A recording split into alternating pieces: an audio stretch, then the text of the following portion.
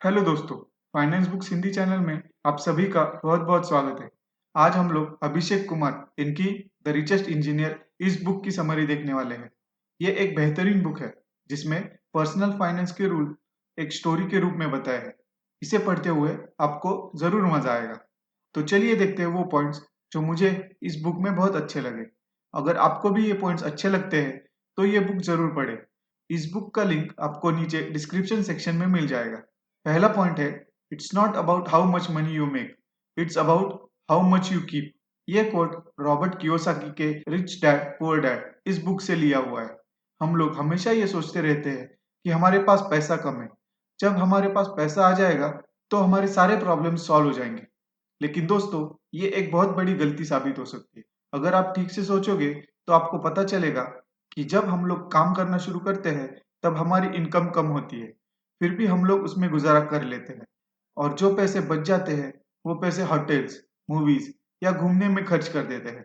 फिर जैसे जैसे हम लोग अपनी लाइफ में आगे बढ़ते हैं, हमारी इनकम बढ़ जाती है और हम लोग जिस पे पहले से खर्चा कर रहे थे उसी पे और खर्चा करने लगते हैं और कुछ सेव नहीं कर पाते। तो ऐसा क्यों होता है? पैसे कमाना और बचा के रखना, ये दोनों अलग अलग कला है। पैसे कमाना तो हम लोग सीख जाते हैं, लेकिन दूसरी कला सीखने को इग्नोर कर देते हैं जो किसी स्कूल या कॉलेज में नहीं सिखाई जाती। उसकी वजह से हम लोग पूरी लाइफ पैसे के बारे में स्ट्रगल करते रहते हैं। हमें ऐसे लगता है कि ज़्यादा पैसे आएंगे तो हमारे सारे प्रॉब्लम सॉल्व हो जाएंगे। लेकिन जैसे जैसे हमारी इनकम बढ़ जाती है, हमारी डिमांड्स भी बढ़ जाती है और पैसे सेव नहीं हो पाते और स्ट्रगल वैसे ही चालू रहती है। हमें ये कभी समझ में ही नहीं आता कि हम लोग कितने पैसे कमाते हैं, ये इम्पोर्टेंट नहीं है, लेकिन उसमें से हम कितना बचा के रखते हैं वो ज़्यादा इम्पोर्टेंट है। ये सब हमें फाइनेंशियल लिटरेसी से समझ में आता है।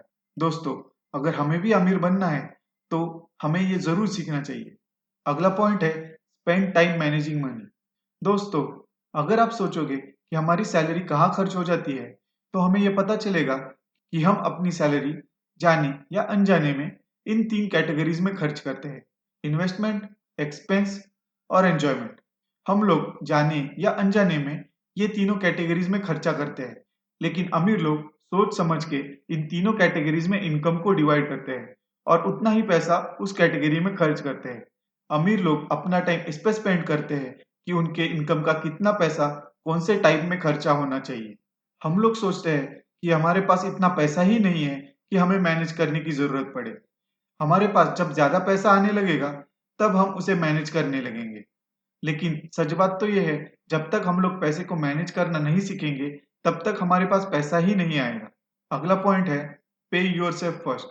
जब भी हमें अपने काम से कोई इनकम आती है तो हमें उसमें से कुछ पार्ट खुद के लिए रखना चाहिए। तो अभी आप सोचोगे कि जो भी इनकम आती है वो सब तो हमारे लिए ही होती है, लेकिन अपने ईएमआई और बिल्स पे करने के बाद बहुत थोड़ी सी अमाउंट हमारे लिए बच जाती है। इवन हमें सैलरी जब मिलती है तो वो मिलने से पहले ही गवर्नमेंट उसका शेयर निकाल लेती है और जब हमारी बाकी सैलरी आती है तो हम क्या करते हैं? ईएमआई पे करते हैं, बिल पे करते हैं और फिर जो हमारी ज़रूरत की चीज़ें हैं जैसे कि खाना खाना, कपड़े, उस पे खर्च कर देते हैं। फिर कुछ हमारी एन्जॉयमेंट पे खर्च करते हैं जैसे कि मूवीज़ देखना, रेस्टोरेंट में जाना। उसके बाद मुश्किल से हमारे पास कुछ बच जाता है। तो आप क्या कर रहे हो? खुद को छोड़ के बाकी सबको पहले पे कर रहे हो। इसका मतलब ये नहीं कि इन सबको आपको पे नहीं करना चाहिए, लेकिन सबसे पहले खुद को पे करना चाहिए। मतलब जब भी आपको सैलरी आती है तो उसमें से कुछ पोर्शन अपने खुद के लिए साइड में रखना चाहिए और फिर बाकी की पेमेंट करनी चाहिए। इवन हमारे टाइम के बेस्ट इन्वेस्टर भी अपने खर्चे के बाद जो बच जाता है उसे इन्वेस्ट नहीं करते। इन्वेस्ट करने के बाद जो बच जाता है उतना ही खर्च करते हैं। अगर आप एक सैलरीड एम्प्लॉय हो तो गवर्नमेंट ये इंश्योर करती है कि आप पे योरसेल्फ फर्स्ट फॉलो करो। इसलिए वो आपकी सैलरी आपको मिलने से पहले ही उसमें से कुछ पोर्शन पीएफ में ऐड कर देती है। तो अभी आपको ये लग सकता है कि गवर्नमेंट ऑलरेडी हमारे लिए पे योरसेल्फ फर्स्ट कर रही है तो हम लोग क्यों करें? तो हमें ये समझना ज़रूरी है, गवर्नमेंट ये सब हमें अमीर बनाने के लिए नहीं कर रही है। हमें रिटायरमेंट के बाद कुछ दिक्कत ना हो इसलिए कर रही है। हमें अगर जल्दी रिटायर होना है या फाइनेंशियली इंडिपेंडेंट होना है तो हमें और पैसे खुद के लिए रखने होंगे। जैसे जैसे हम लोग अपनी लाइफ में आगे बढ़ते हैं तो हमें अपनी स्टैंडर्ड ऑफ लिविंग भी बढ़ानी होती है। तो अगर आप ये अगले 2 रूल्स फॉलो करोगे तो आप अपनी स्टैंडर्ड ऑफ लिविंग भी बढ़ा सकते हो और सेव भी कर सकते हो। पहला पॉइंट है, अपनी सैलरी का 1/10 पोर्शन अपने लिए साइड में रखना चाहिए। दूसरा पॉइंट है, जब भी कुछ इंक्रीमेंट होती है तो उसमें से आधी इंक्रीमेंट हमें खुद के सेविंग्स में ऐड करनी चाहिए। इससे हम लोग सेविंग भी कर सकते हैं और उसके साथ अपनी लाइफस्टाइल भी अपग्रेड कर सकते हैं। गवर्नमेंट भी ये पे योरसेल्फ फर्स्ट का रूल फॉलो करती है। जब भी हमें कोई इनकम आती है तो वो टैक्स पहले ही कट कर लेती है, जबकि टैक्स फाइनेंशियल ईयर के एंड में पे होता है। लेकिन अगर टैक्स इनिशियली कट नहीं करेंगे तो फाइनेंशियल ईयर के एंड तक लोग सारे पैसे खर्च कर देंगे और टैक्स देने के लिए लोगों के पास पैसे ही नहीं होंगे। इस तरह से गवर्नमेंट भी खुद के लिए पे योरसेल्फ फर्स्ट ये रूल फॉलो करती है। तो हमें भी अमीर बनने के लिए ये स्ट्रैटेजी जरूर यूज करनी चाहिए। अगला पॉइंट है, गुड, बैड एंड अगली एसेट्स। क्या आपको पता है, जो भी एसेट हम लोग खरीदते हैं उसे हम 3 कैटेगरीज में डिवाइड कर सकते हैं, good asset, bad asset and अगली एसेट्स। गुड एसेट्स वो होते हैं जो आपके वॉलेट में पैसे ऐड कर सके, जिसका रेट ऑफ रिटर्न इन्फ्लेशन से ज्यादा हो और जिसे हम मार्केट में आसानी से बेच सके। बैड एसेट्स वो होते हैं जो आपके खर्चे कम कर सके या आपके वॉलेट में पैसे ऐड कर सके, जिसका रेट ऑफ रिटर्न इन्फ्लेशन से कम होता है और अगर हम उसे बेचने जाए तो हमें लॉस हो सकता है। अगली एसेट्स वो होते हैं जिसको खरीदने के बाद भी हमें कुछ पैसे खुद से देने होते हैं। इसकी वैल्यू टाइम के साथ कम होती रहती है और अगर हम इसे बेचने जाए तो हमें पक्का लॉस होता है। हम लोग अपने पास जब भी कुछ पैसे बच जाते हैं तो मोस्टली बैड और अगली एसेट्स खरीद लेते हैं, लेकिन अमीर लोग हमेशा गुड एसेट्स खरीदते हैं। चलिए तो अभी हम लोग देखते हैं कि एक मिडिल क्लास आदमी का कैश फ्लो कैसे दिखता है। हमारे पास सैलरी आती है, फिर हम उससे इनकम टैक्स पे करते हैं, फिर ईएमआईस पे करते हैं, फिर स्कूल या कॉलेज की फी पे करते हैं, फिर घर का खर्चा करते हैं और उसके बाद अगर कुछ बच जाता है तो हम उससे बैड या अगली एसेट्स खरीद लेते हैं। लेकिन आप अगर रिच लोगों का कैश फ्लो देखोगे तो वो इससे बिल्कुल अपोजिट होता है।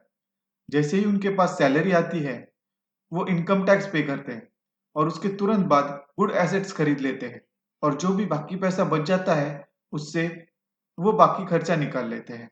इसमें एक मजे की बात यह है, अमीर लोग जो गुड एसेट्स खरीदते हैं वो उन्हें और एडिशनल इनकम देते हैं। अगला पॉइंट है, मैजिक ऑफ कॉर्पोरेशन। आपने ये जरूर ऑब्जर्व किया होगा कि रिच लोग बाकी लोग जिस प्रोपोर्शन में टैक्स पे करते हैं उस प्रोपोर्शन में टैक्स पे नहीं करते, क्योंकि उन्हें ये मैजिक ऑफ कॉर्पोरेशन पता है। एक इंडिविजुअल का इनकम टैक्स उसके इनकम पे डिपेंड होता है। उसे पहले इनकम टैक्स पे करना होता है, फिर वो बाकी जरूरत की चीजें खरीद सकता है। लेकिन कॉर्पोरेट इनकम पे टैक्स पे नहीं करता, वो प्रॉफिट पे टैक्स पे करता है। मतलब सब खर्चा होने के बाद जो प्रॉफिट उसके पास बच जाता है उस पे वो टैक्स पे करता है। मान लो अगर एक इंडिविजुअल और एक कॉर्पोरेट दोनों 100 रुपए कमाते हैं और उनका खर्चा 60 रुपए है, तो आपको ऐसे लग सकता है कि उनका इनकम टैक्स भी सेम होगा, लेकिन ऐसा नहीं होता। जैसे ही इंडिविजुअल के पास 100 रुपए सैलरी आती है तो उसको उसमें से 30 रुपए इनकम टैक्स देना पड़ता है, फिर 60 रुपए उसका खर्चा है, फिर एंड में उसके पास सिर्फ 10 रुपए बच जाते हैं। लेकिन कॉर्पोरेट के केस में जैसे ही 100 रुपए उसके पास इनकम आती है उसमें से वो 60 रुपए खर्च कर देता है, फिर उसका 40 रुपए प्रॉफिट बच जाता है और 40 रुपए पे उसको टैक्स देना होता है जो कि 12 रुपए है, तो उसके 28 रुपीज बच जाते हैं। तो आपने देखा, दोनों का इनकम सेम होने के बाद भी कॉर्पोरेट लगभग इंडिविजुअल से 3 गुना ज्यादा पैसा सेव कर पाता है। इस मैजिक का यूज करके अमीर लोग और अमीर बन जाते हैं, तो हम भी इस मैजिक का यूज करके अमीर बन सकते हैं। अगला पॉइंट है, power of compounding. Power of compounding को एट्थ वंडर कहा गया है।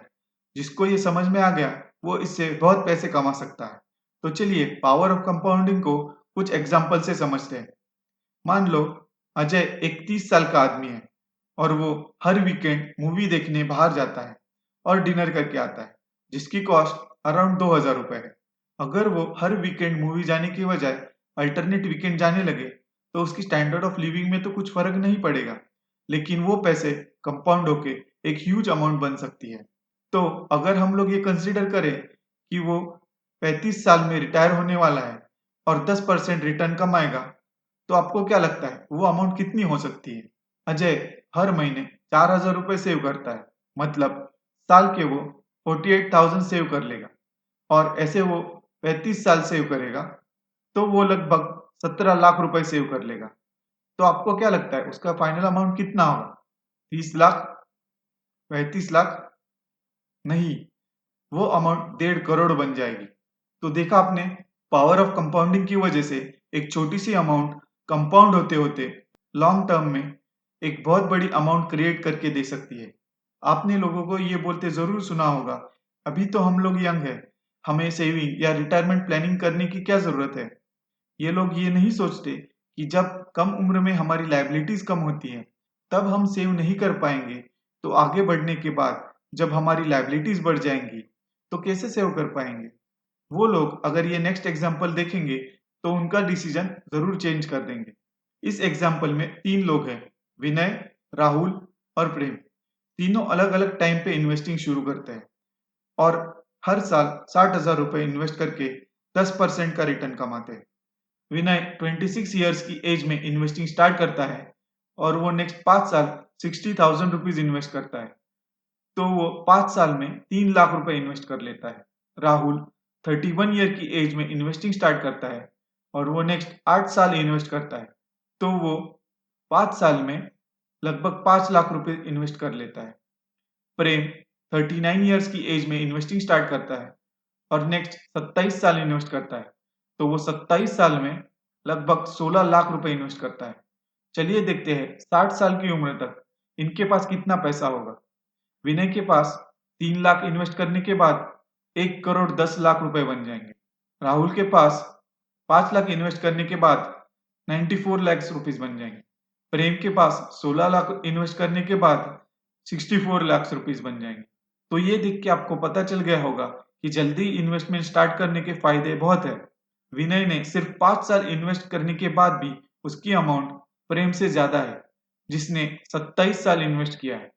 पावर ऑफ कंपाउंडिंग देखने के लिए उसे टाइम देने की जरूरत है, तो आपको उसके रिजल्ट्स क्लियरली दिखने लगेंगे।